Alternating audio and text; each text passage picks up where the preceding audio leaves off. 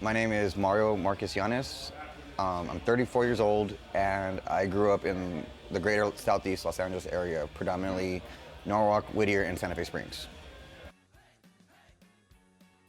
So I first started getting into trouble with curiosities of 14 years old and getting influenced by like older cousins and homeboys of older cousins.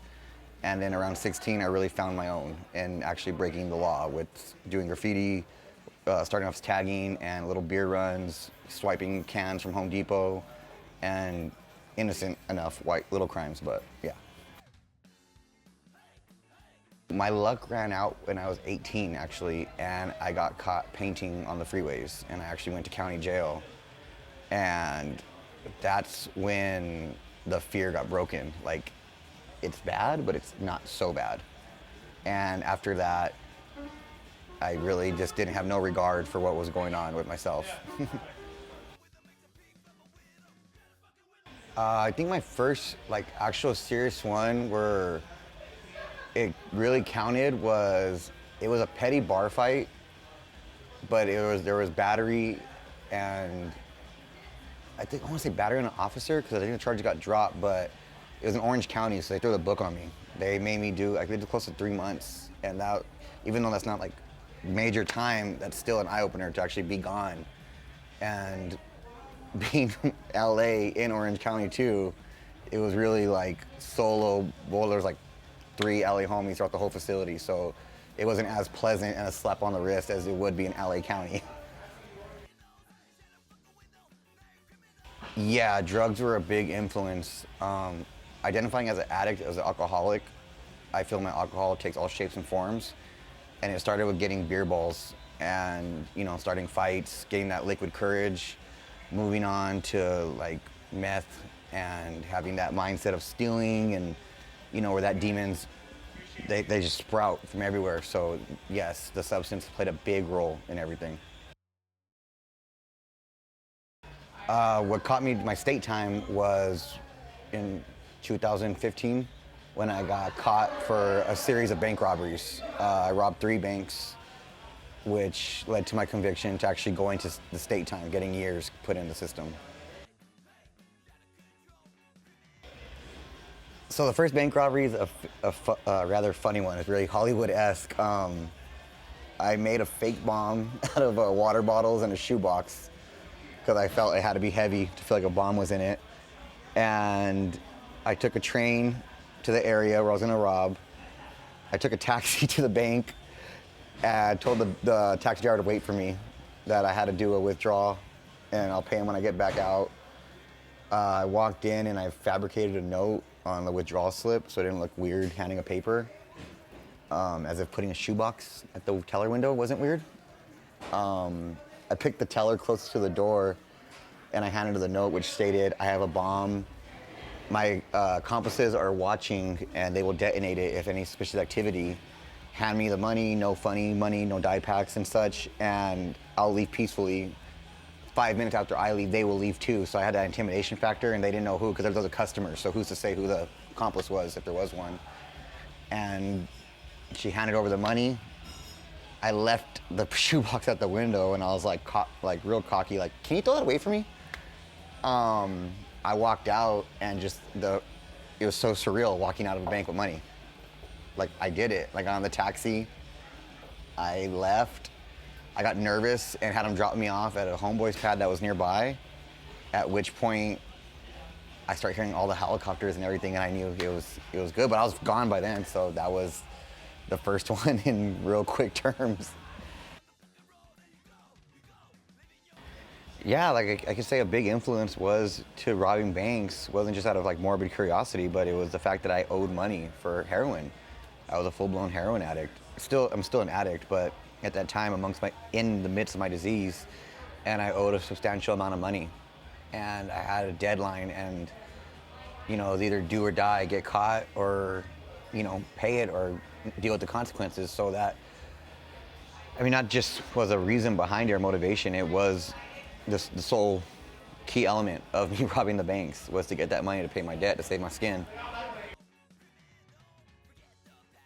Total amount wasn't that much, despite what the Hollywood portrays. Bank robberies, bank tellers only carry about $2,000 per drawer in case they get robbed. So with all three, I accumulated a little. And you know this? Why? Oh, and I know this amount because when I was 18, I was a bank teller.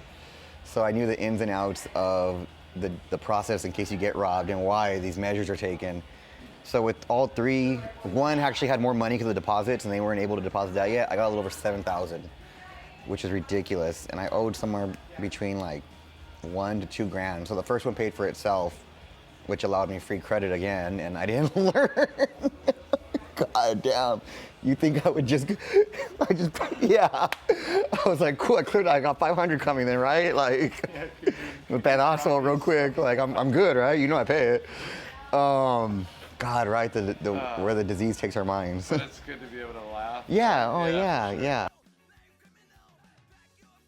Okay, so, essentially I was sentenced to 4 years, 4 months, 80%, including my county time, and I did max out. So I got a little over 4 years, close to like 4 years, 10 months with all county time. And the shitty part was I didn't get my county time counted to added to it when, for whatever reason, maybe it was part of my deal that I took because they ran those 3 charges concurrent, 1 robbery and 2 burglaries, all commercial, but it came with a strike. So I think part of that process was, in fact, my county time not counting. But yeah, it was nerve-wracking not knowing what you're going in for, like how long. When you think bank robbery, I thought I was gonna be gone forever, you know? But fortunately enough, my public defender pulled through and yeah, I got that deal. So you served almost 5 years? Yeah, I almost served 5. It was. Okay. Where did you serve time at? So I started off my time in, my reception was at Wasco, then I went to Mainline in Norco. I got sent to the hole, so I had to go to Chino. And then, you know, with the points dropping, at one point I just wasn't getting it, and towards the end I was behaving, but with the dropping, I've seen Delano, and I paroled from Susanville.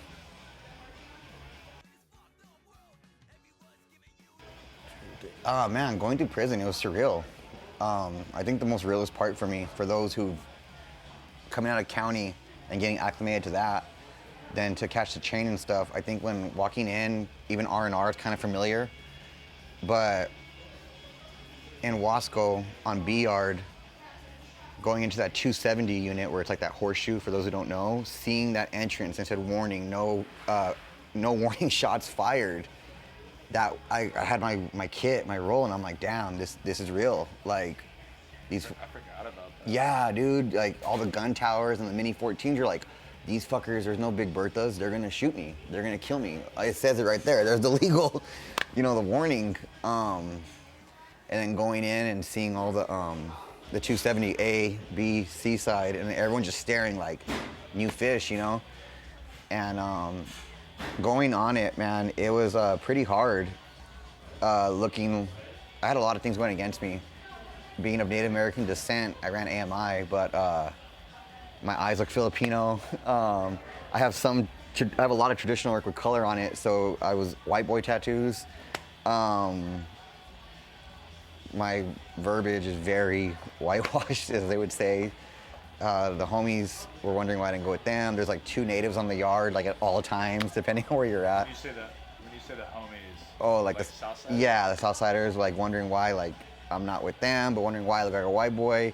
It was a very hard finding your own experience. It kind of felt like 8th grade going to be a freshman, for lack of a better term, like not really knowing where you fit, you know, because, you know, getting brought up.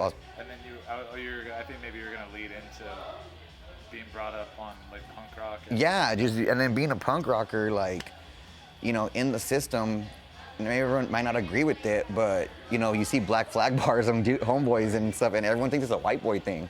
No one really gets it, or you get that common misconception, like, oh, I like punk rock, like, oh, like that Metallica shit, huh? In System of a Down, you're a rocker, and and then like, you know, most of the homies are into like rap and stuff, and like, you know, associating with them. And you mention like some old 80s punk bands, and all the white boys are like, hey, what's up? And the whole woodpile like relates to you. You're kind of like shunned right away, like guilty by association.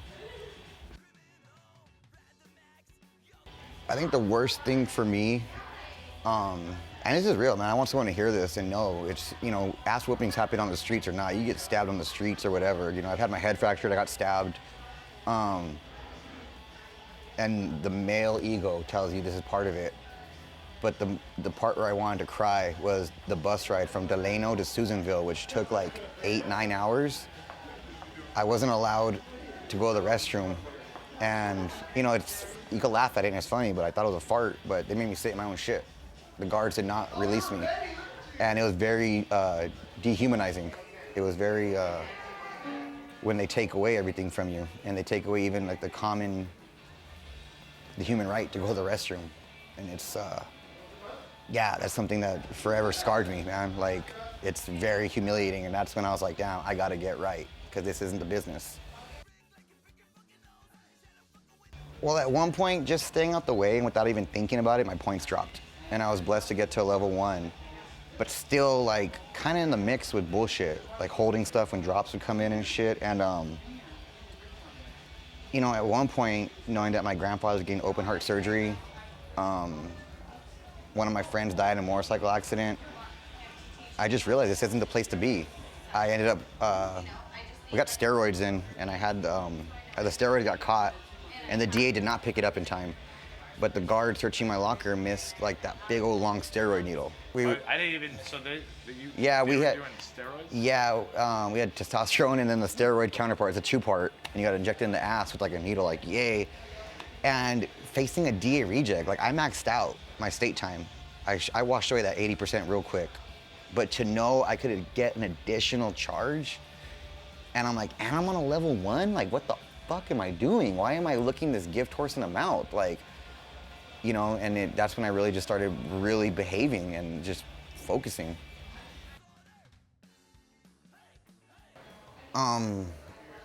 Really at the time, it was just the motivation to get out of prison. I can't say I came into my own light of appreciating my freedom until like 2 years after my release, but I just wanted to avoid everything and anybody I could. When I hit Susanville, I had a fresh start, and you guys are out here?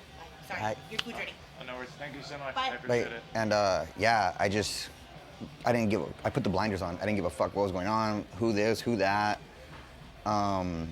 Even it's sad, but some guys would be like, oh, you're native, I'm native too. I'm like, cool, bro, let me know what you want to eat. Like, I'm doing me though, I'm just sitting here drawing. Like, I do not want to get involved in anything that I couldn't have, to the extent that you could, you know? And I made it out, man.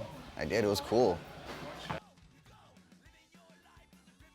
It was like late 18, like almost Christmas, and my mother sent me an MP3 player, because you can get those now through, yeah, you get little clear MP3 players through Access. And she loaded a bunch of Rise Against on it, man. And that was my workout jam, that was my escape. I would just sit there and just work out in my little, we had the little partition walls to form like little bunks. And yeah, dude, that, like the whole, I don't even know which album it was, but specifically just Rise Against helped me get out, dude. There was a cool escape. That bass player, that fool got me out. Getting out was 19, and I think the worst challenge was... You were 19? No, getting out 2019. Oh, 2000, okay. Yeah, and the worst part of getting out, the worst thing I had to do was getting over my fucking ego. Because I thought I was, you know, I got humbled by the state, and then I get out to the free world, and I thought I was Mr. Billy Badass, too hard for the yard. And if she sees this, I'm really sorry, but it's the fucking truth. You know, the first thing I did was fuck up, I got a girlfriend. And she was somebody who lived a whole different lifestyle than I. You know, she was acclimated to the better things in life, corporate meetings, and I'm not belittling you, I'm not gonna say names, but I could not identify it with that. You know, going to like dinners with guys who owned houses and were like corporate. I wanted to sit next to killers and, you know, guys who had charges and tattoos, and that's the first time I was scared. So my ego was even more so trying to just portray this, well, I could bring this to the table, I got tattoos. Like, it was horrible, man. It was horrible. And that's when I started drinking more, just to be comfortable in these social events. Brunches, I never went on a brunch. I still don't understand the concept of a brunch. You're paying like double the amount for less the food. Like, what? But there was always like, I mean, I'm really sorry. I'm not trying to talk shit down on you. That's your life and good for you. But it wasn't me. It wasn't me. You know, I try to just, you know, all those years without, and she was hot. Man, so I say, like, first and foremost, though I'm an addict, I identify as an alcoholic. Even though I've done everything under the sun, alcohol was the very first, you know, and I just hid behind it. I hid behind it so much. You know, I lied to myself thinking if I just avoid heroin, I'll be fine. But drinking, man, whiskey was like water, like tall cans. I have a good friend who is still in my corner, who is my boss at a construction company. But we would drive home from like Joshua Tree to like Downey, and I didn't time it by hours. I timed it by how many tall cans I could drink in that time frame. You know, it just lying to myself that I did a day's worth of construction, so I earned that drink. And then spend all my money to go to bars with the fellas, or when I was with her, to fit in, you know, like, and then I was barely making money, but I wanted to show off to these guys who had credit cards and shit, like, so I'm picking up tabs that I can't afford, and I'm drinking my concern away, like, oh shit, I got bills next week. Oh, no you don't. Like, it was just bad, man. It's a coward's way out, you know, at least if you're using it for that measure. I'm not condoning drinking by any means, because it doesn't work for me, and I'm not putting it down either, but if you're using it to escape or to feel relaxed in everyday environments, for me at least, it's the coward's way out, because you're just hiding from shit you need to face. You know, that's why I say I identify as alcoholic, because my alcohol starts in like the bottle or can, and it will end with the needle and foil. It takes all shapes in between. And putting now someone who's working recovery in the program of AA and NA, I realized I didn't have the spiritual armor to be ready for these temptations. And it was a slippery slope for me drinking and being, you know, getting a DUI. You know, I got injured at work in the February or March of 2021. And it just ran, dude. That demon of opiates, of all narcotics, if you're an addict, it just grabs you. It's a slippery slope, no doubt. It might take like a week, it might take a year, but it's gonna grab you. I mean, I was literally to the point where all my money was going to the drugs, and I was recycling foil. I was like winding up like still like toilet paper, like I was in with Vaseline, like I'm in the fucking prison system still, because I couldn't afford a lighter. And I have a good older homeboy who runs a sober living now, and he's seen me and he knew what was up. And at that point, August 14th, my sobriety birthday, I checked into a sober living, and I kicked like crazy. And God, fentanyl, man, it took almost like 27 days to kick. Dude, I kicked heroin before in the system a couple of times in like a week, gone. And it was surreal, man. It was very surreal, like an out-of-body experience, the pain and torture and everything. Now, you know, I'm 7 months sober. I'm avidly working the 12-step program. I have a great sponsor. As of a week or two ago, maybe close to 2 weeks, I got my first sponsee. Someone hit me up, you know, and I never thought I was ready, but they teach you in AA and in the meetings that when someone asks you, is it the time you're ready? Because obviously you're portraying something they want. I manage a sober living and House of Hope in the city of Pomona. I'm blessed, man. I'm blessed. So I got off parole last year in November, actually, and I had a 3-year tail, and they maxed me out because I had the bomb threats and labeled a domestic terrorist. I behaved, I had jobs, I never gave a dirty, figured that one out. But, you know, no matter what my POs would recommend, I was on it. And it's humiliating as well. You know, it was a challenge as far as the state testing you. My PO went on vacation for a while, and the officer of the day raided my house with 15 Whittier PD SWATs, hogtied me with AR-15 simply because he read my file and wanted to do it. You know, it's a humiliating process being on parole. Once a month, having someone come into your household and check on you. You know, even if they're in the best of attitudes and the best person they could be, they still have to have their gun, and you know they're there. Your neighbors see it, your family sees it. You know, when I got off, it was such a relief. I was my own person again. Like I told my family, I'm no longer property of the state. And if you're not like me, where the superiors refuse, no matter what your file says, how good it is, just get a job, man. Just get a job. Live that life that you know you deserve. because not everyone's my case where they're gonna max you out. You can get off. I know I had homies that got out and we stood in touch still, some good friends of mine, and they got off within like less than a year. And it's just by working and not fucking up. It's really easy. I mean, we make things difficult as humans. I think one of the key elements in helping me was I'm very blessed to have a strong circuit of friends. You know, when you see people that believe in you, even when you don't, it makes you realize you're not seeing something. Even in my disease and my relapse, you know, they took a step back to be at a safe distance, but they never gave up on me. All right, so again, thanks for you guys watching. And, you know, in case you're wondering, Mario, Marcus, Llanes, again, my name. What was your number, by the way? My number, Adam Victor 6499. No longer my number, man. I want to give a shout out to Screaming Out of Wall podcast. Great motivation to hear all these other stories. Mine's such a small one, but there's so many out there who've done more time and come back from so much worse and just have so much better. It's all relative. Yeah, but you know, still like, never put yourself down because someone else, you know. But and if I could sum it up, man, if I could have anyone who's dealing with addiction, thinking that process, you know, like they say, what happens when you get a sober horse thief, a better horse thief? If you got that mentality to still do crime, man, don't. Nothing's wrong with hard work, and we all deserve the life that our loved ones intended and hoped for us, because you can't get it. It's not easy, but when you work harder for it and earn it, it's so much more enjoyable, and you cherish it. It's a blessing. So good luck to you all, and it's never too late. It's never too late to come around and come back. Yeah. Is that cool? Yeah, there we go. Yeah. The deer in the headlight.